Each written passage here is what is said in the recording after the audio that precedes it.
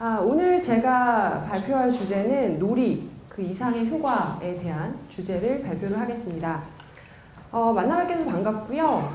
제가 18분 정도 동안 아주 빠르게 강의를 진행을 하려고 하는데 더 플레이랩이라고 하는 회사의 대표를 맡고 있는 강윤정이라고 합니다. 반갑습니다.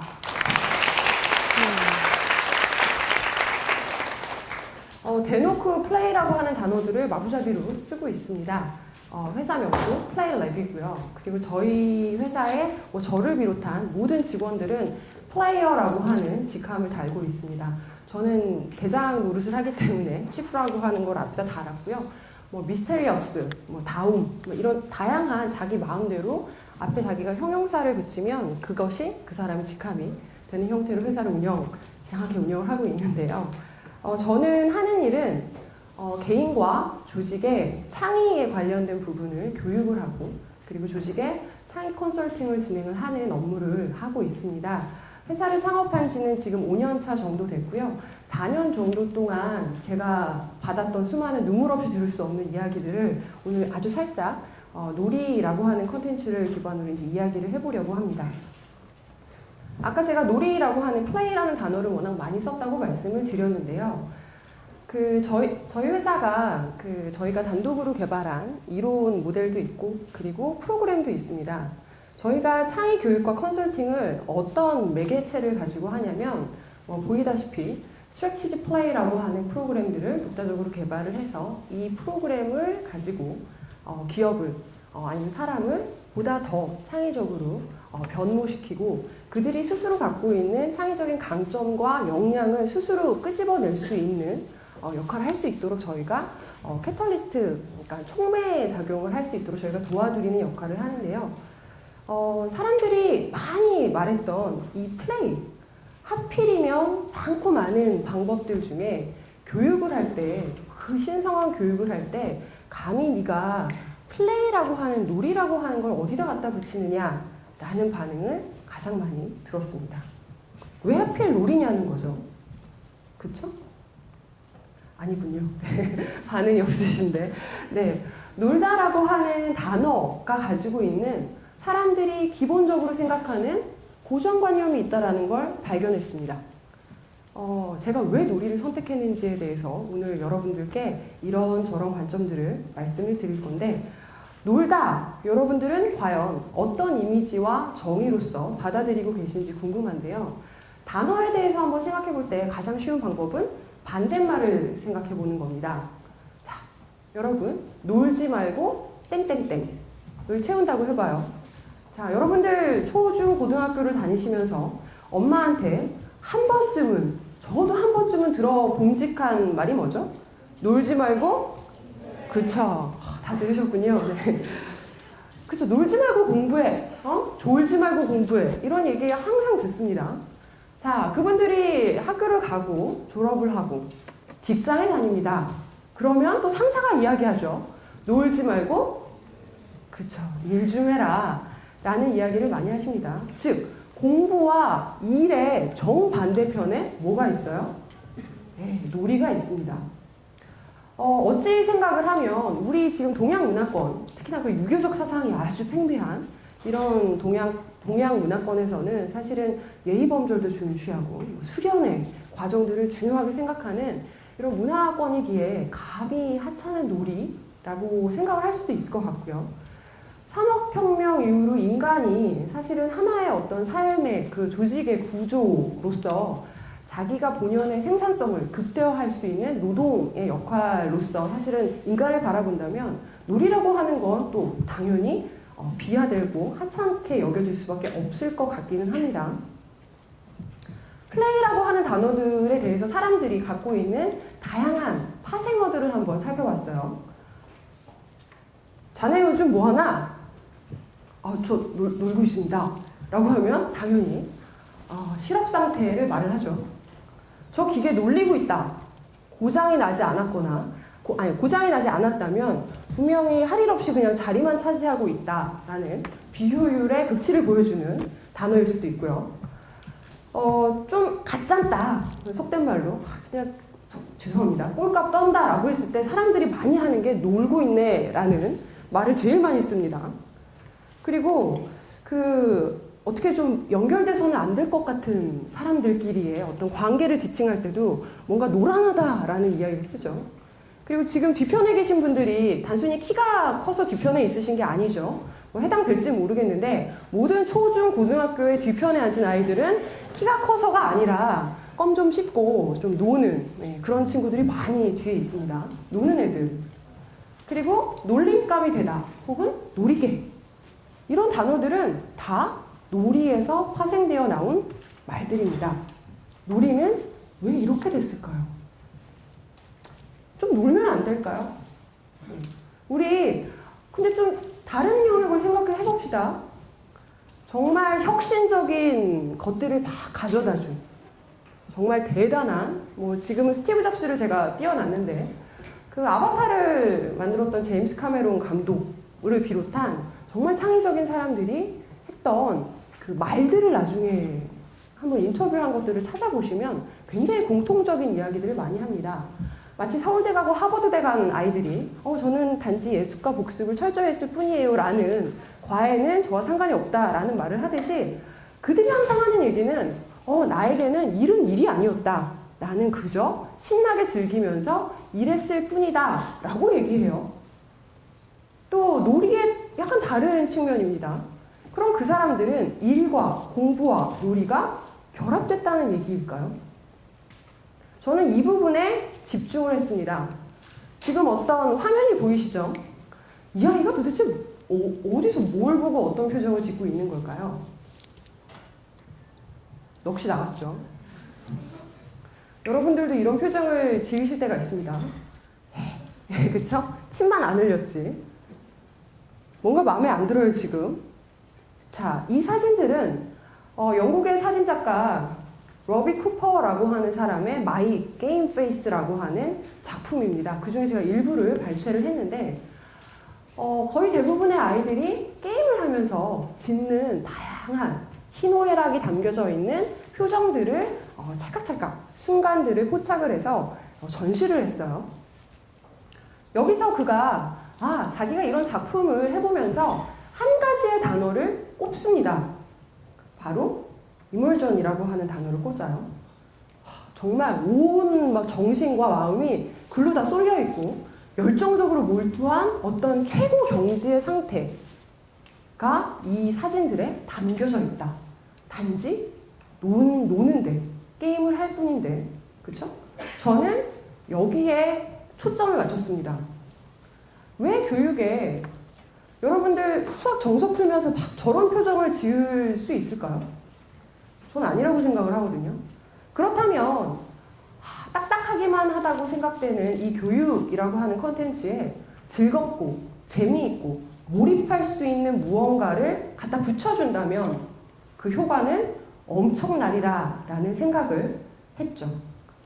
그래서 이제 놀이라고 하는 것들을 아예 전략적으로 갖다 붙여보자 라고 마음을 먹고 연구위원들 그룹들을 모아가지고 1년 정도 저의 독자적인 어떤 클론이라고 하는 모델도 개발을 하고요. 아까 보여드렸던 스트래티지 플레이라고 하는 프로그램들을 150여 가지 개발도 하고 기존에 활용이 되던 다양한 플레이 프로그램들을 차용을 하기 시작했습니다. 그리고 이것을 바탕으로 창의 역량을 개발할 수 있도록 저희가 과정 시뮬레이션을 하기 시작했고요. 근데 실제로 여러분들이 그게 가능하냐라고 생각을 하시겠지만 제가 교보문고에 가서 찍어온 사진이에요. 유아교육의 코너에 가면 여기 보이시죠? 유아 놀이지도. 유아는 모든 교육을 놀이로 학습합니다.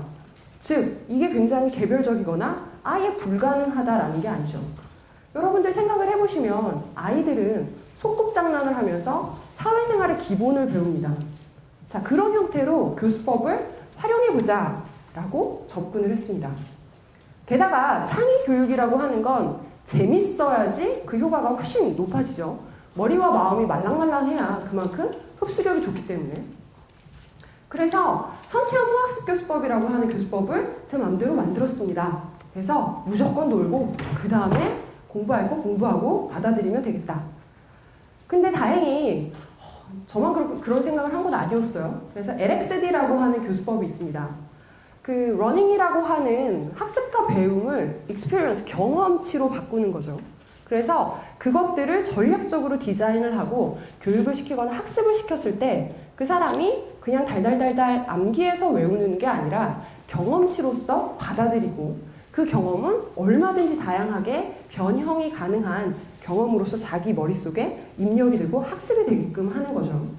이 LXD 교수법이 미국에서는 지금 선풍적인 인기인데 아마 한국에도 조만간 본격적으로 들어오지 않을까라고 하는데 저희가 그 앞에, 최단 앞에 제가 서 있다고 생각을 해주시면 될 것 같아요. 그래서 저희가 중요하게 생각하는 세 가지는 놀고, 배우고, 깨닫고 가는 겁니다.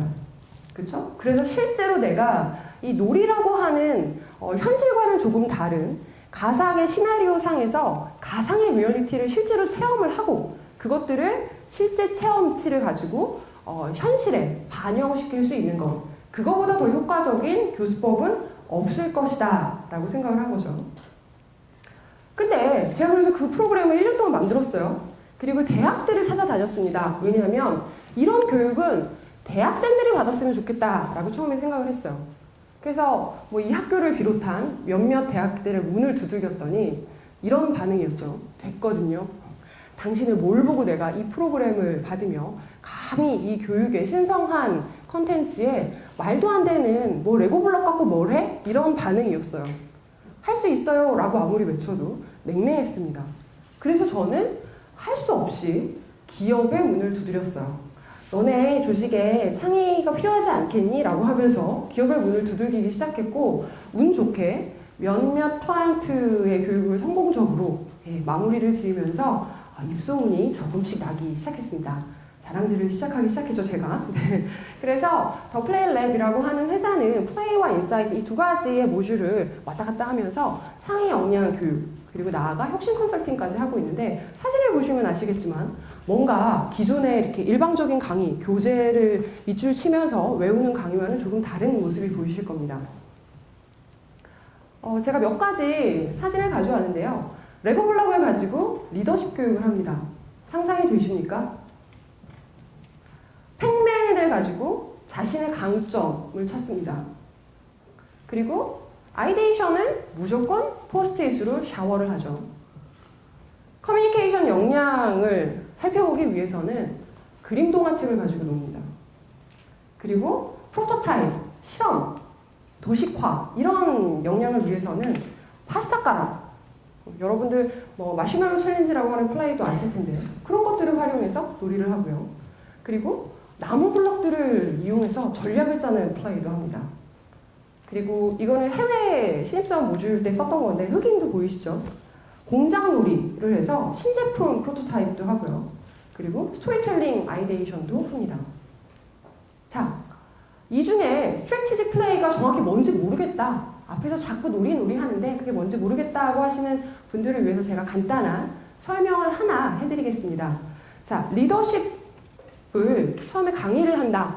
여러분들 리더십 교육 과정을 한번 들어보셨는지 모르겠는데 리더십 교육을 하시면 가장 기본적으로 어디서나 들을 수 있는 리더십, 리드 플러스 ER 플러스 쉽. 그래서 사람을 리드하고 여행을 가는 어떤 자격과 마음가짐을 말한다로 일반적으로 시작을 합니다. 근데 저는 그렇게 시작하지 않죠. 어떻게 하느냐? 레고 캐슬 프로젝트라는 플레이를 먼저 합니다. 이만한 레고 봉지를 드려요. 그리고 플레이트를 하나 드립니다. 그럼 이미 흥분해 있어요. 그냥 그 레고 하나 때문에 다 필요 없고 받고 나서 이제 이걸 갖고 뭐 하라는 거지? 막 안절부절 못 하실 때 저희가 프로그램을 하는데 실제로 동영상 하나를 보겠습니다.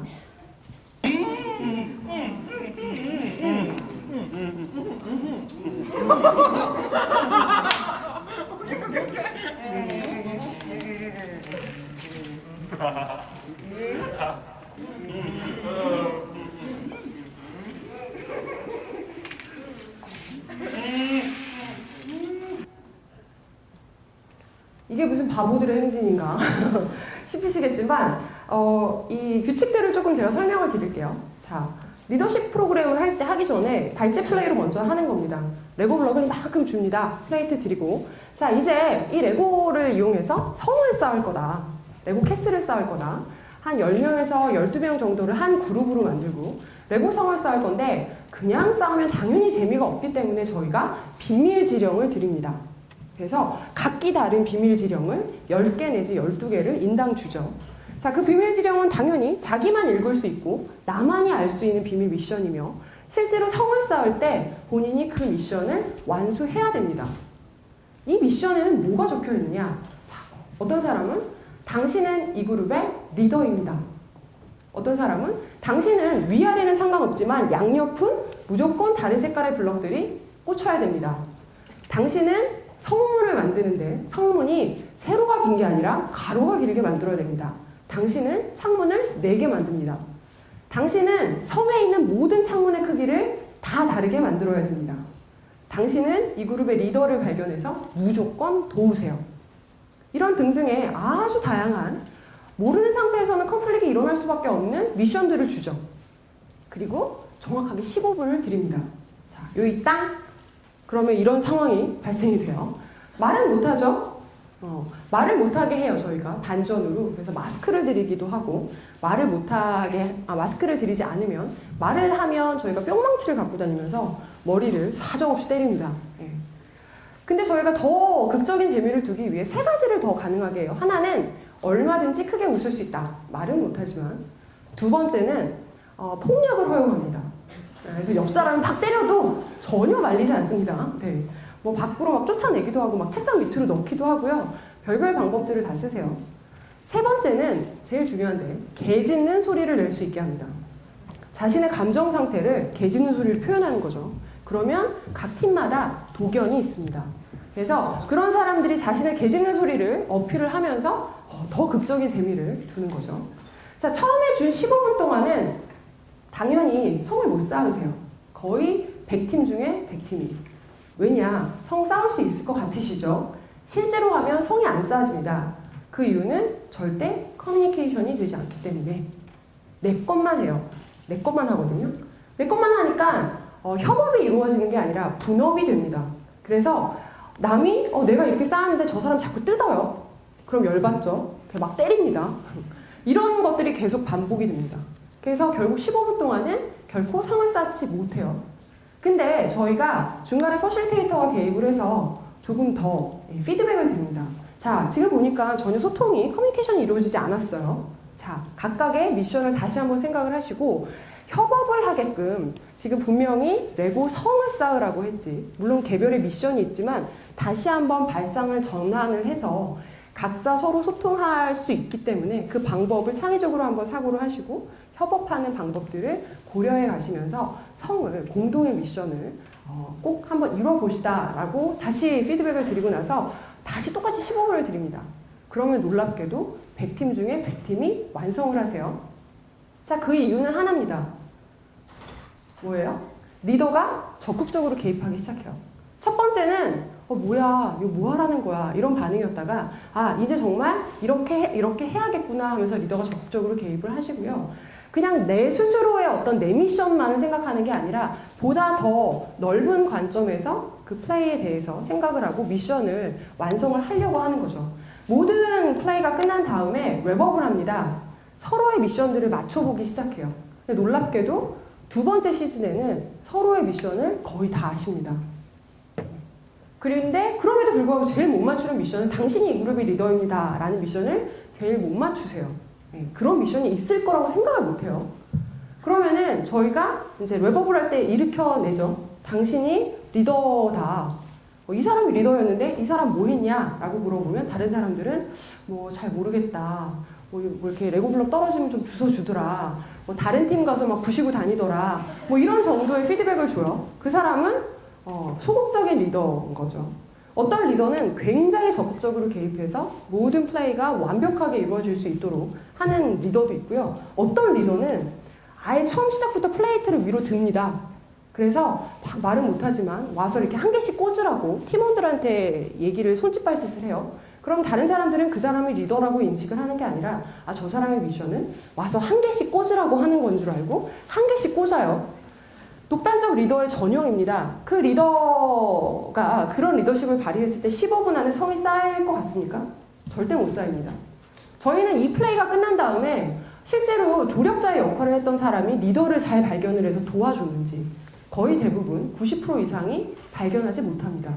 그 사람이 리더인지 몰랐다는 거죠. 그러면은 사람들이 리더가 이랬을 거야 라고 생각하는 임플리케이션들을 쭉 뽑아보고 그리고 그 리더가 어떤 역할을 못했는지 다양한 리더상, 소극적 리더, 적극적 리더, 뭐 방관형 리더 아니면 독단적 리더 상들을 다 나오는 성향들을 다 파악해서 그것들을 다 랩업을 시킨 다음에 실제로 이론 교육과 합쳐지게 진행이 됩니다. 그러면은 본인이 실제로 경험을 했던 부분이기 때문에 이해가 훨씬 빠르죠.